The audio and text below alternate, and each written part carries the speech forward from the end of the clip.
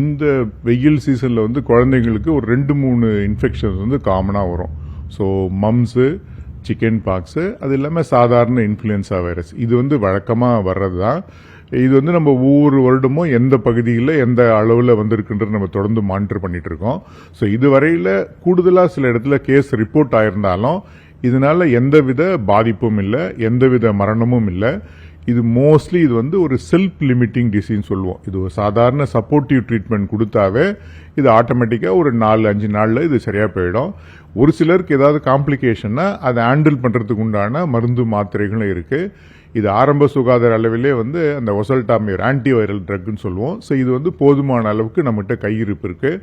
பொதுமக்கள் கவலைப்பட வேண்டாம். மைல்டு இன்ஃபெக்ஷன் வரும், எந்தவித மார்டாலிட்டியும் இல்லை. இது செல்ஃப் லிமிட்டிங், ஆட்டோமேட்டிக்காக ஒரு 1 வீக்குள்ள இது சரியாக போயிடும். சார், தமிழகத்தில் இந்த வெயில் காலம் தொடங்கி 100 டிகிரி செல்சியஸ் வரைக்கும் வெயில் அடிக்குது. இப்போ நேற்று பார்த்தீங்கன்னா 2வது இடத்துல ஈரோடு மாவட்டம் வந்திருக்கு.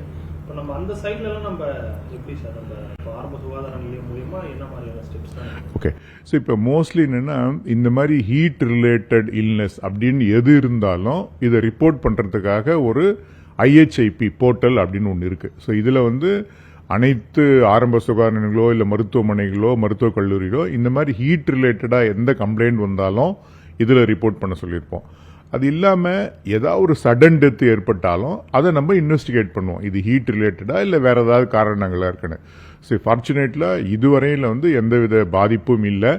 பட் தொடர்ந்து கண்காணித்தே இருக்கோம். பட் பொதுமக்கள் வந்து உங்கள் மூலமாக இந்த நிகழ்ச்சி போகிறதால அவங்களும் வந்து இந்த பர்டிகுலர் வெயில் டைமில் அவுட்டோரில் இருக்கிறத குறைஞ்சிக்கலாம்.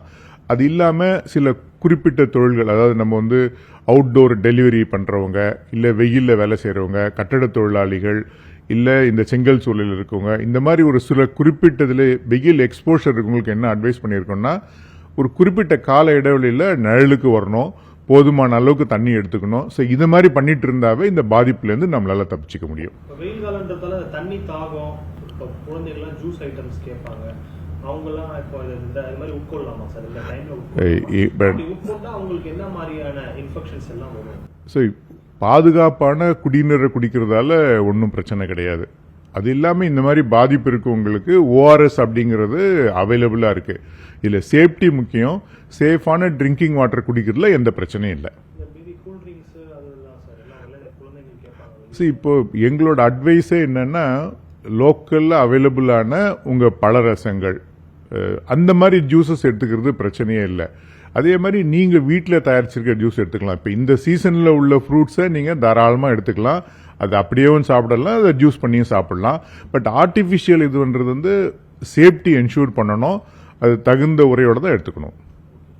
பறவை காய்ச்சல் பாதிப்பு இருக்கு கேரளாவில் இருந்து, அது ஏதாவது நம்மளுக்கு ஏதாவது பாதிப்பு ஏற்பட்டிருக்குங்களா, இல்லை நம்ம என்ன மாதிரியான முன்னெச்சரிக்கை நடவடிக்கைகள்லாம் எடுத்திருக்கோம்? ஓகே, பறவை காய்ச்சலை பொறுத்தவரை நம்ம சர்வீலன்ஸு ஸ்டெப்அப் பண்ணிட்டு இருக்கோம். ஸோ ஒவ்வொரு பார்டர்லையும், ஸோ நம்ம தமிழ்நாட்டை சுற்றில எல்லா பார்டர்லையுமே அனிமல் ஹஸ்பண்ட்ரி, கால்நடைத்துறையோட சேர்ந்து தான் இந்த ஆக்டிவிட்டி பண்ணிட்டு இருப்போம்.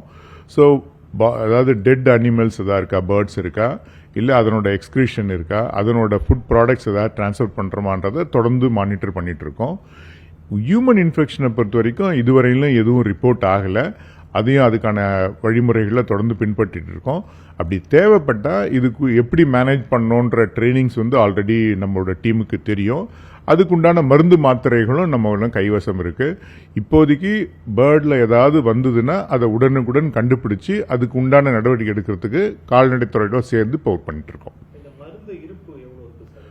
ஸோ இது மோஸ்ட்லி இப்போ ஒசால்டாமாவீர் அப்படிங்கிற ஒரு மருந்து தான் இப்போ யூஸ் பண்ணிப்போம். ஸோ இது அரௌண்ட் ஒரு 4.5 lakhs நம்ம கையில் இப்போ ஸ்டாக் இருக்கு இப்போ தமிழ்நாட்டில்.